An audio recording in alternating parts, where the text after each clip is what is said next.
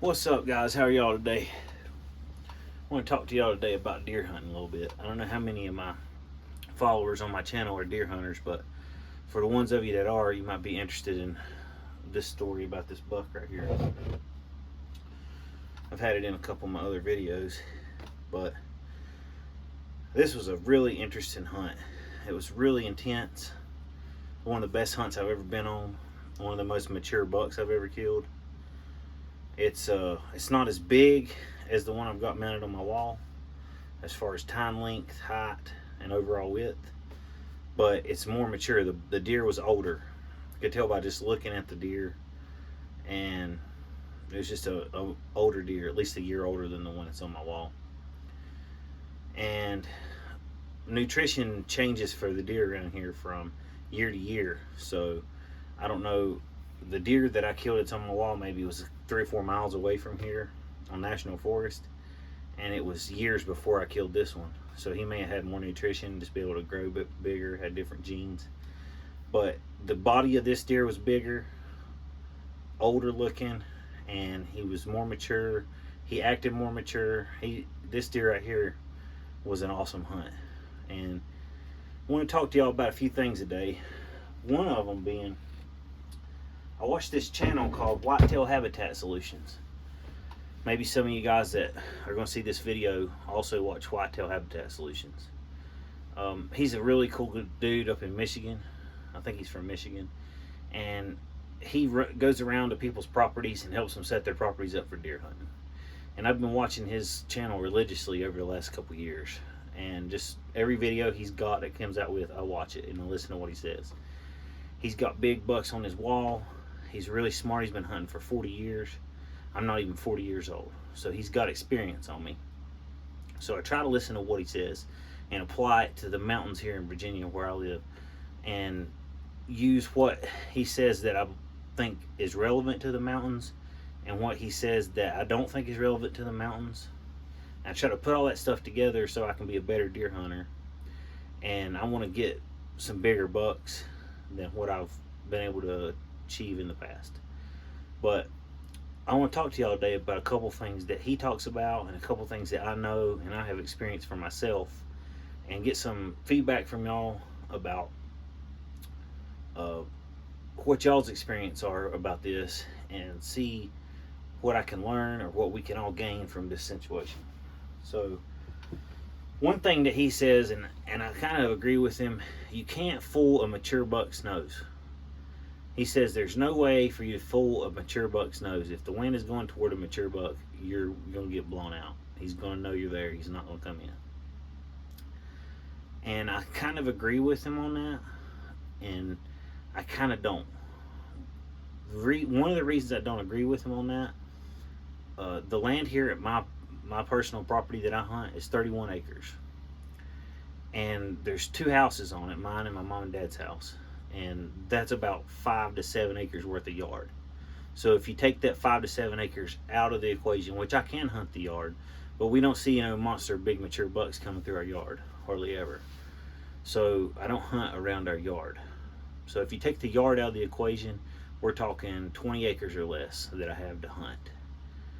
And then I've got a neighbor that hunts on my property line, right in the middle. So if I try to hunt anywhere near that, me and him's going to be colliding. So really, if you really want to get technical, probably only got about 10 acres that I can actually set up on and hunt deer. Plus I have competition really close to me. So, and that being the situation, there's just been some things that I've learned over the years that do seem to help me. And I want to get y'all's feedback on it. One of the things that I want to talk to about today is HS Hunter Specialties HS Scents Fresh Earth Scent Wafers. They smell just like dirt.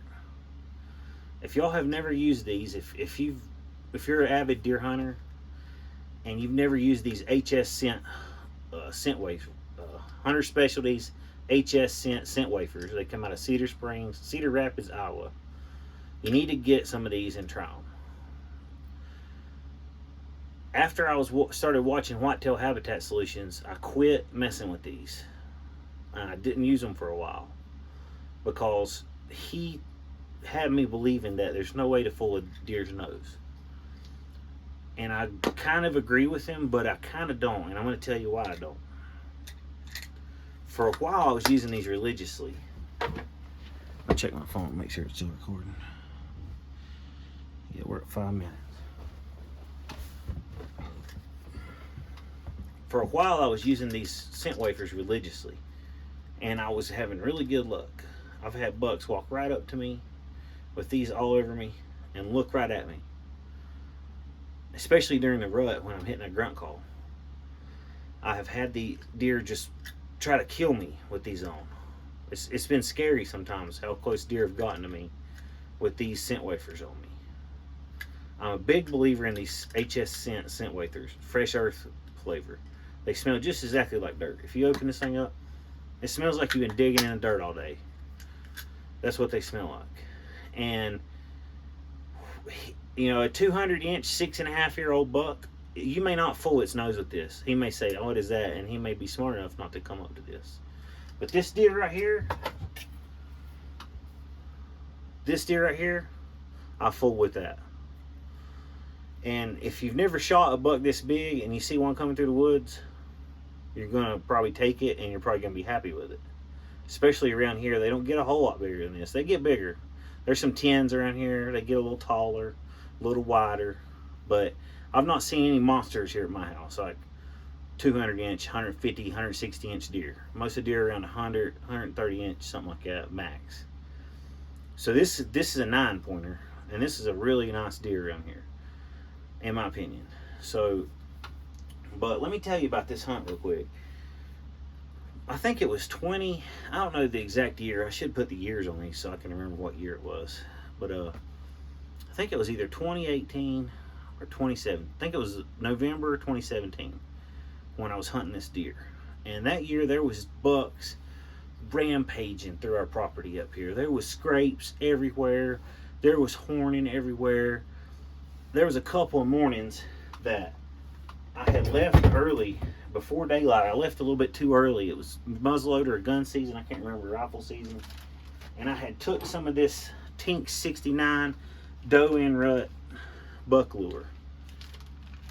And I put it on a couple of these key wicks. And I tied it to my boot string where it was rubbing the ground. And I found a deer path. The deer, they don't go on my road beds. We got road beds up here that I walk on behind my house, like logging roads. The deer don't necessarily use those logging roads. They got their own path. So what I was doing that year, I just started, I don't know what, I watched a YouTube video and somebody had said the scent drags worked, so I started trying them. And I would just dip one of these and get it soaking wet in some of this Tink 69. I think that's the brand I used. It might have been this Trophy Buck synthetic buck lure. I can't remember which one I used, but it was one of those two. And I would walk up the road bed. We live in a steep mountainous area. It's probably from my house up to the top about maybe 100 foot higher when you get to the top of the ridge or something like that. I would walk about halfway up and I would find a cut deer trail that went through the woods. And I would walk that deer trail in the deer's path where the deer walks with this Tink 69 hanging off of my boot. One morning I walked up there and I sat down and I was waiting on it to get daylight, and a buck came right up to me in the dark and I couldn't even see it. It was still so dark I got there too early. I could not see the deer. It scared the shit out of me because I thought it was gonna try to kill me or something. If it had got that close, I probably could have saw it enough to shoot it, even though it was dark. But it was pitch black. And I heard that thing coming through the woods. Big buck. It might have been a monster. I don't even know. Couldn't see it. And he come walking right up 5 yards away from me. And I could hear him breathing. And he was stomping the ground. And he followed me through that deer path early in the morning. And I had these HS fresh earth scent wafers on top of my hat. And I also had this on my boot and was dragging it behind me on the ground. And it worked. I'm talking about it worked great. Now, I haven't done that in a while, and I may end up trying to do it again. But that particular year, like I said, there was deer, and they were using in there heavy. I mean, I'm talking about active scrapes. I'm talking about I could cover the scrapes up with leaves, The next day I could go back up there and there would just be just where they come in there at night and just scrape the ground out. Well, after that I bought some trail cameras and I started putting trail cameras up and using my property a lot, and I think I blew some of those deer out of here. And that other guy, he started hunting real close to where all this was too. And I think maybe he killed a couple, I killed a couple. And it's not been that good for the last few years, the last couple years, since about 2019, 2020, 2021 hasn't been quite as good. This is 2022 season, and I'm thinking about going back to these tactics, because when you live up here in the mountains, the way the wind goes around these hills, it's not like in a flat area or even a hilly area. These mountains are different. The wind goes up and down these mountains and swirls. And those deer, they know. I've been down here in my holler, down where my house is at. There's a creek running down my yard, and then it goes back up on the other side of the road. I've been on this side of the creek 150 yards from the deer on the other side of the road. And I've had the wind going up the holler toward the upper end of our property. And I mean, take this wind indicator powder and go like this, and it was just blowing straight up the holler. Okay? The deer on the other side of the road, up in the woods, somehow or another, winded me. I don't know how. What it is the wind is circling in these mountains, in these hollers.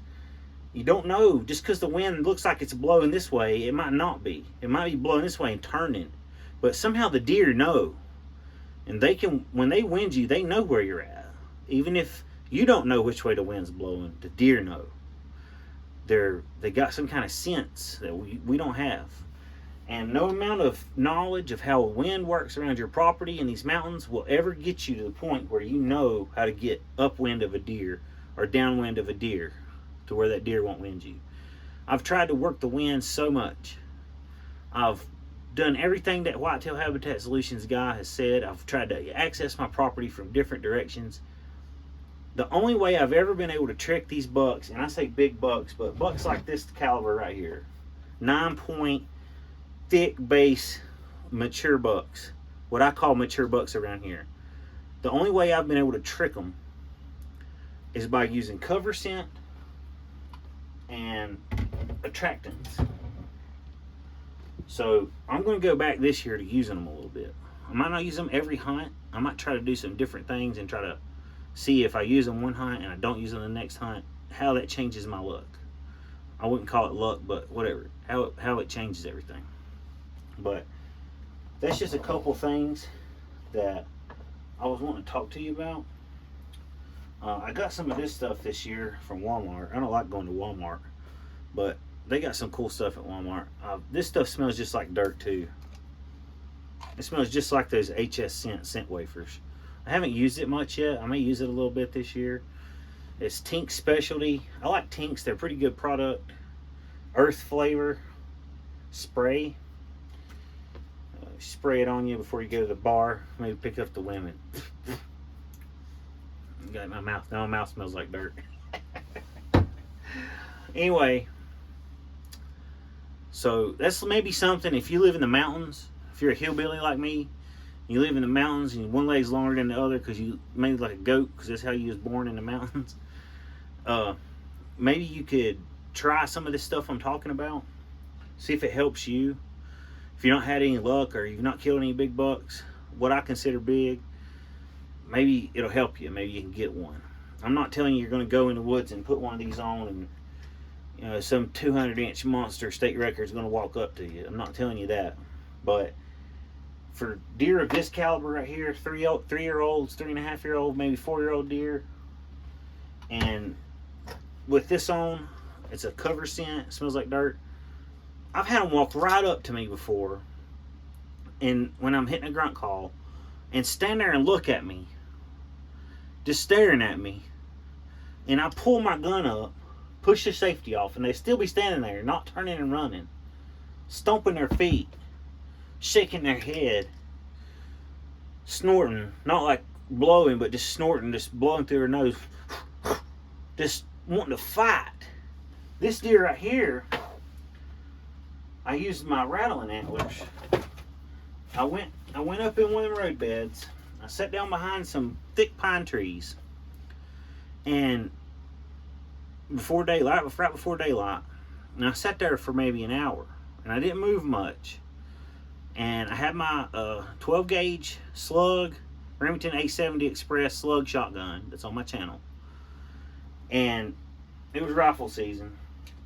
And this deer, what it was about 30 yards away from me in this laurel bush thicket, there was some does bedded down, and those does were laying in that laurel bush thicket.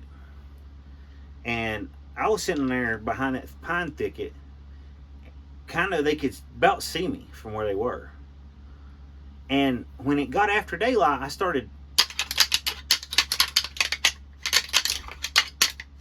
and I was rubbing a tree. I'll take these antlers sometimes and I'll put them on a tree that's beside me, and I'll rub a tree and make it sound like, because a deer will rub a tree in the woods if he's wanting to fight another deer, or if he's rutting, getting ready to rut, or in the rut, he'll be rubbing a tree. I was doing that, and those does stood up underneath that laurel bush. And when they stood up, I went still. All of a sudden, I heard a buck coming. And you can hear it. He was a lot heavier than them does. He was running. The ground was shaking. I wouldn't say the whole ground was shaking, but you could feel it. You could hear him running down the hill. And I seen him. He come down in behind them does, and what he was doing, he was tending to them does. I don't really know about buck behavior all that much, but he was staying with them does. He was wanting to fight a deer off, a buck. If they was coming to them does must have been in heat. He was going to come down there, and he was going to make them does, and no other deer was going to get them does but him, or he was going to fight it. Or he was going to win or lose, but he was going to fight it. He thought I was another buck. And he come running down there right behind them does and stopped. And I couldn't get a shot at him. And this deer right here is what I'm talking about. I couldn't get a shot at him.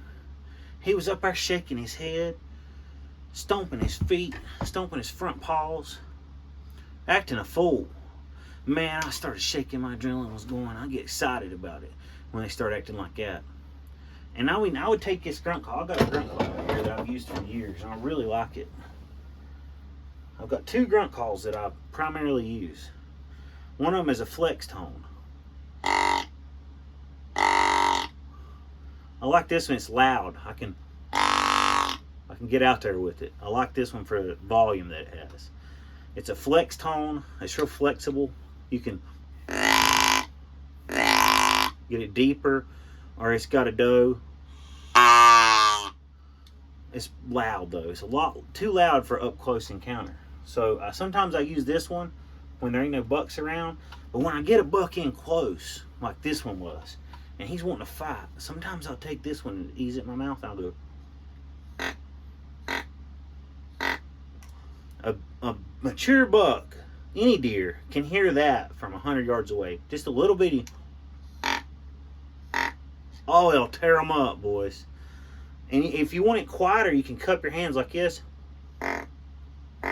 Oh man, they can still hear it, but you don't want it real loud if they're real close. Man, he got tore up, y'all. I'm talking about, he was so tore up, he wanted to kill me. Well, the does kind of got uneasy, and they run down the hill. And here he took off behind them. And I thought, well, he's going to be gone. And I couldn't get no shot at him. He was in a thicket. Well, he come running down behind them, and right about the time he got in an opening where he could see over there to see where I was at, he stopped. And he quartered towards me. He was looking right at me, stomping his foot. And I beat it down with that 870 and shot him quartering away right in that front shoulder blade, right in the bone. And I don't know if y'all have ever shot a dang deer with a slug shotgun, but it does a number on them. And it knocked that thing on the ground. I mean, literally, it hit the deer's skeleton. If you shoot them with a slug, they won't fall if you shoot them in the side, and it goes through their heart and out the other side into their rib cage and out the other side. They won't fall down. It'll just go through them, and they'll take off running a little bit, and they'll die. Maybe 20 yards max. But if they're quartering towards you and you shoot them in that dang bone, they will warp the ground. They're not going to get back up. It's like getting hit by a train when you hit them with that 1 ounce slug at 1,500 feet per second. Trust me, if y'all ain't never hunted with a shotgun slug and y'all are worried about it, if you're in a thicket, a shotgun slug is the way to go. I've killed a lot of deer with shotgun slug. It puts a big hole in whatever you hit, and if you hit bone, the deer lands on the ground. More times than not, the deer lands on the ground, and it don't get back up. And I know if anybody's watching this and has used a shotgun slug, you know what I'm talking about. You shoot the deer falls, it don't get back up.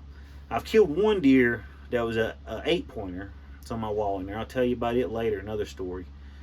And it went through the deer. It was about 40 yards away. I shot it with my slug. It went through the deer, and I didn't find no blood, but I was looking in the wrong place. As soon as I found the blood trail, it was thick, and it was just like you pouring it out of a juice bottle. There was so much blood, and that deer was dead like 20 yards away. That's the farthest anyone has ever run that I've shot with a slug. But I'm telling y'all, grunt calls work. This one has a doe bleed on it too. It's pretty good.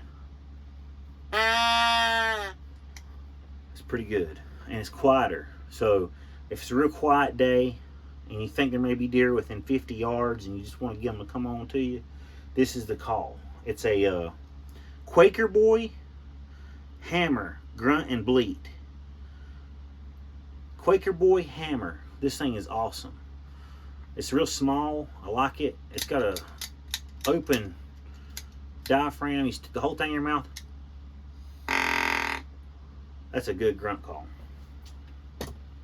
So that's just a couple things that I know from experience that where I've shot deer, and I can tell you that I've had deer right on top of me, looking at me, trying to fight me, mad at me, wanting to get me out of there because they thought I was another buck. And if they don't see you, if you're sitting, especially if you're ground hunting, something else I've learned, the best encounters I've had with deer when I'm ground hunting, I've been sitting down.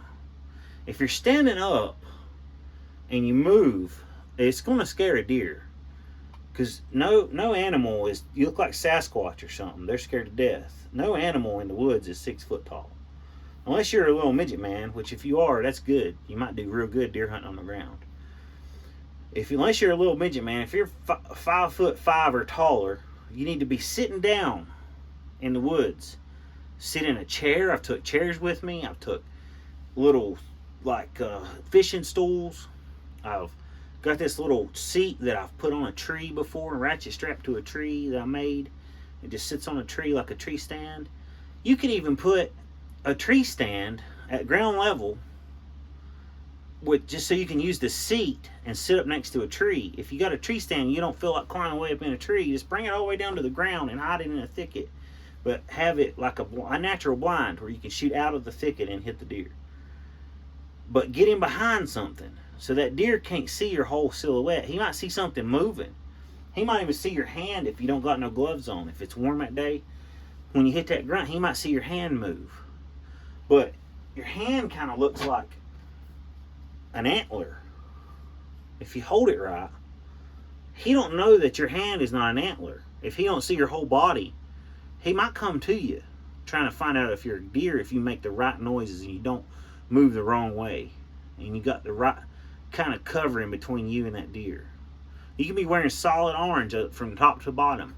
As long as you're in behind some bushes and you're not moving your whole body, you just move your hand. He don't know that you're not a buck.